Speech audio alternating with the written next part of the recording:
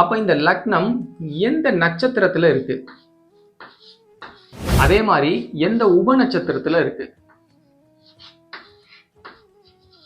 இத நம்ம பார்க்கணும். அது மட்டும் இல்லாம இந்த 7ஆம் பாவம் எந்த நட்சத்திரத்துல இருக்கு, அப்புறம் எந்த உப நட்சத்திரத்துல இருக்கு, இத நம்ம கண்டிப்பா பார்க்கணுங்க.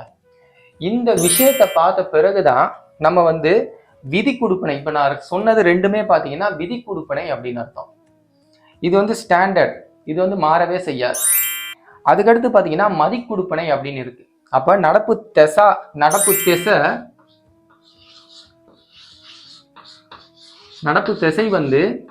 திருமணத்துக்கு சாதகமா இருக்கா, ஏன்னா 7ஆம் வீடு தான் திருமணம் அப்படின்னு அர்த்தம். அதே மாதிரி நடப்பு புத்தி திருமணத்துக்கு சாதகமா இருக்கா. இப்ப நடப்பு திசை 7